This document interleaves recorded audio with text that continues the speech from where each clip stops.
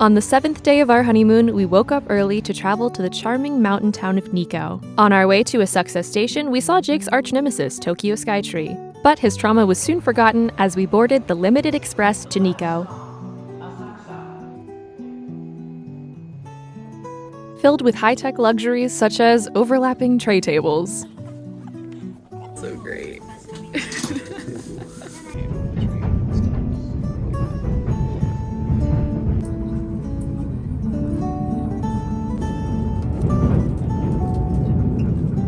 A little something about me is that I always fall asleep on train rides. But isn't it just so relaxing? We don't need footage of this.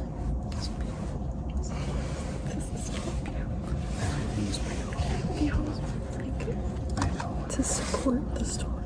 I mean, I guess. Doesn't it support the story of our trip to Nikko? Okay.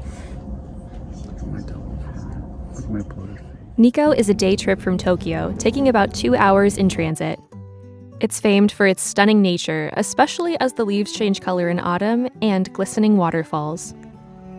Upon arriving in Nikko, we were greeted by gorgeous mountain views and the sinking realization that our legs were about to get shredded. From the town center, it's a brisk uphill walk to Shinkyo Bridge, so with the mountain air in our lungs, we set off. Though Cheese Garden was tempting, for the sake of time, we grabbed a balanced and nutritious breakfast from Family Mart. Hey, I love you.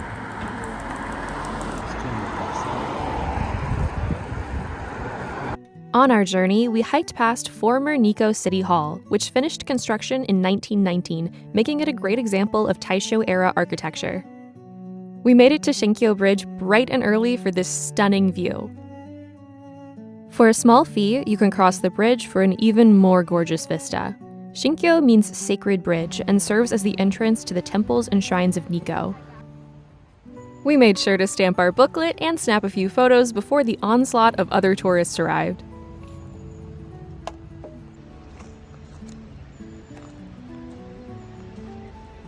My hair looks really silly right now. Maybe now is a good time to mention that Jake takes really good photos. And I must have been off my game today because I was not doing him justice.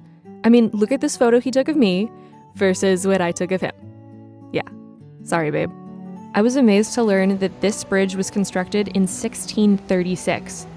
Listen, I'm from America, so my country didn't even become independent until over 100 years after this bridge was built.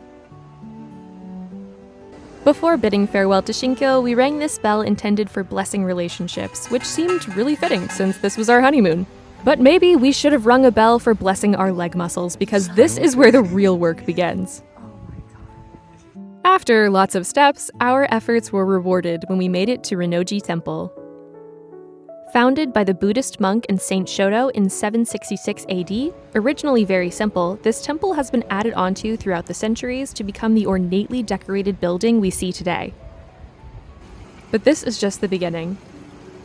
Because Nikko is in the mountains, this point is actually the same height as Skytree, Jake's aforementioned arch-nemesis. Have fun. What? Next, we marched on to the stunning Toshogu Shrine, starting with this 5-story pagoda. Toshogu Shrine is a memorial to Tokugawa Ieyasu, the founder of the Tokugawa shogunate, which ruled Japan for over 250 years until 1868. The lavishly decorated shrine complex consists of more than a dozen buildings set in a beautiful forest. Of the many colorful and elaborate wood carvings, the most famous is the See No Evil, Speak No Evil, and Hear No Evil monkeys.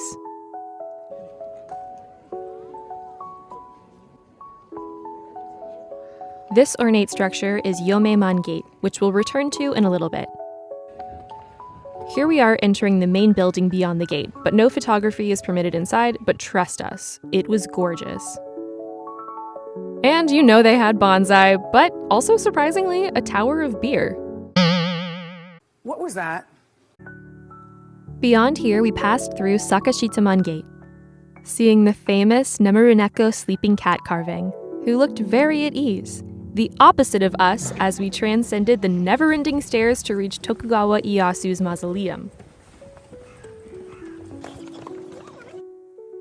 In comparison to the opulent decor of the previous structures, the mausoleum is more austere and somber, fitting for a final resting place. After all that hiking, we were pretty thirsty, so thankfully there were refreshments available, as long as you like green tea. I guess I'll get a green tea. Alright. Oh, I actually wanted that one. Oh, let's get that one. It's cold. Nice. As the green tea fueled us to double time it, we made our way back down the stairs to more of the buildings of Toshogu. One which even featured a Gundam. Back at Yomeman Gate, one of the pillars is Sakaki Bashira, or inverted, based on the belief that perfection brings evil and deterioration, so this imperfection actually prevents that. When running around Nikko, be careful not to trip and break your ankle in these water irrigation divots. I'm serious, these almost took us out.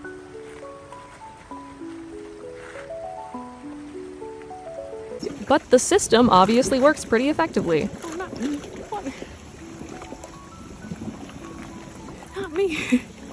This tree-lined path took us to our last temple of the day, Taiyun Temple.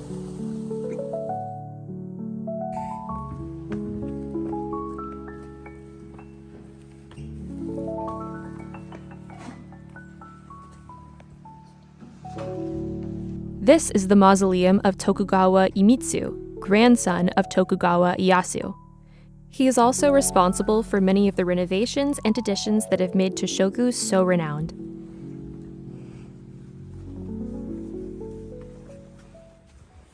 Now, after all that walking, we were hungry. There are several food stalls lining the streets which lead back to the town center. Though these bananas were both appealing and repellent, we got a hot pancake, which I think was a type of dorayaki, but filled with chocolate pudding. It was yummy and hit the spot. It gave us just enough energy to make it back and embark on the bus to get to the other side of town, but not before we went to Cheese Garden. Come on, you thought I was gonna miss out on this? The drinks are refreshing, and this is some of the fluffiest cheesecake I've ever had. So Nikko's other main source of tourism comes from nature lovers who want to see waterfalls. Now, this is about when a cold snap was setting in, our legs were tired, and the sun was starting to set. Okay, how much fun are we having on our honeymoon? Oh, just the best. Alright, we're freezing cold. We're on the top of a mountain. Show this view though. Okay, well. So we legged it to Kegon Waterfall, and the views did not disappoint. We made it! Over 100 meters of water pouring over a cliff makes for an impressive sight and almost makes you forget about the burning in your thighs. Now, it would have been great to relax at the onsen after this frigid hike, but we had a bus to catch. In fact, the buses don't run very late in Nikko, so when we saw this line, we were spooked. We waited for what felt like an eternity, but was more like an hour. In fact, just when it seemed like all of the buses were done for the night and we would have to camp up on the mountain, another one came to the rescue to save the rest of us. As a reward for being so brave, we got a steamed bun with red bean and a hot lemon tea with honey for the trip back to Tokyo. We had an entire train car to ourselves, since this was the last train of the evening out of Nikko. While Jake caught some shut-eye, I took even more B-roll, which worked up an appetite. For dinner, we ended up at a spot called Champagne and Gyoza Bar, which is a lovely combination of French and Japanese cuisines.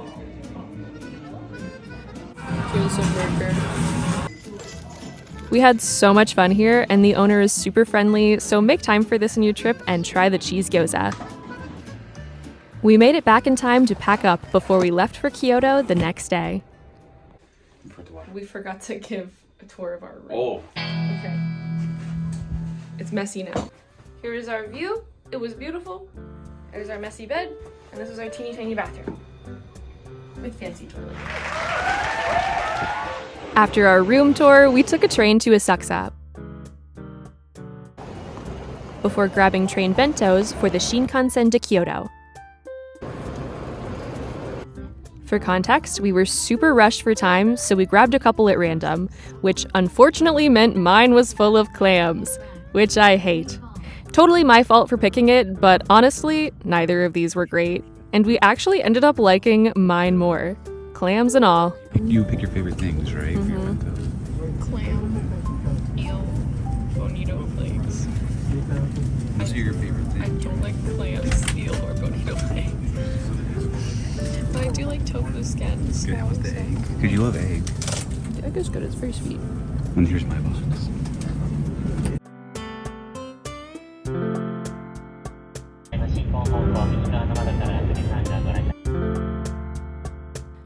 Once we arrived in Kyoto Station, it was time to eat.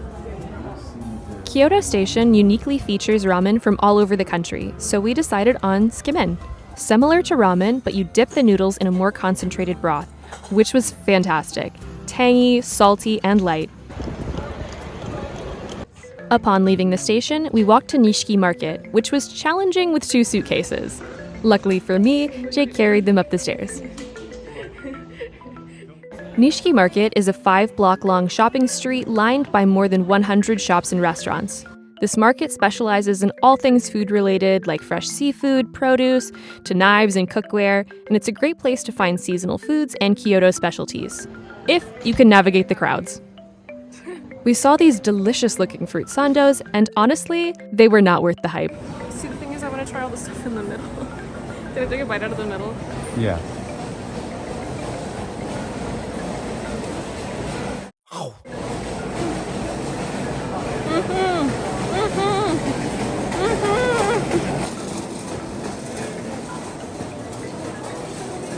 It's good. Alright, that was it. Once you pulled it, anything, and it's crazy busy. Adjacent to the market is Nishiki Tsenmangu, a small and sweet shrine featuring Kami, the god of scholarship. I will like that. This is great, I'm sure. That's a good shot. And Karakuri Umikuji, where this animatronic lion pulls your fortune. Ours was not so good, so on the line it went. Kind of soft. All right.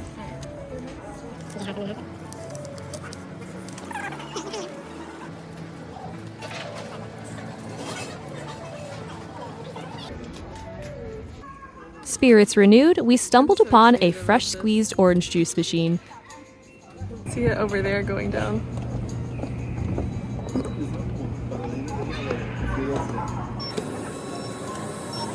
How's your freshly squeezed orange juice? It's actually so good.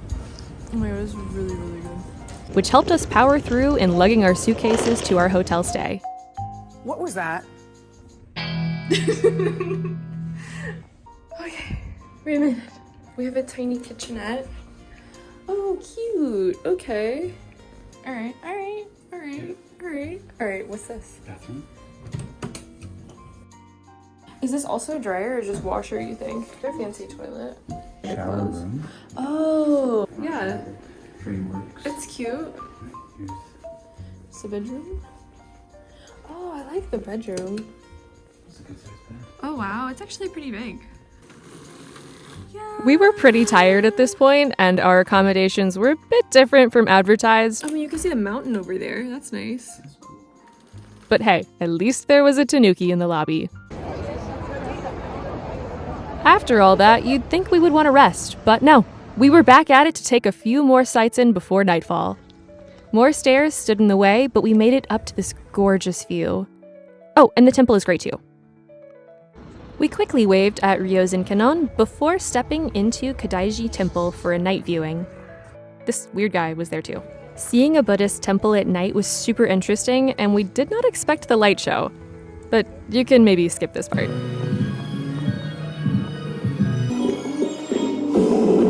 It was very pretty illuminated though. Much like the nearby bamboo forest, which they shine lights into to look like stars. We also happened upon a Yumi Katsura Lover's Sanctuary, and I'm not sure what that has to do with dragons, but we loved it.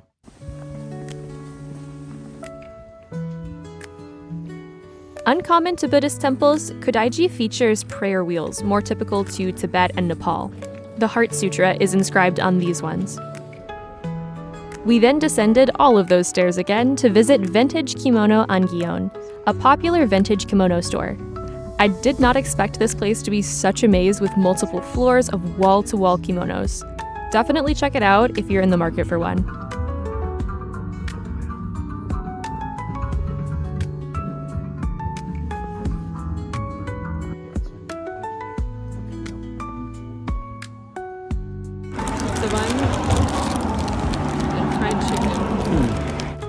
After a quick pizza bow, we stopped by this sweet potato shop next to our hotel.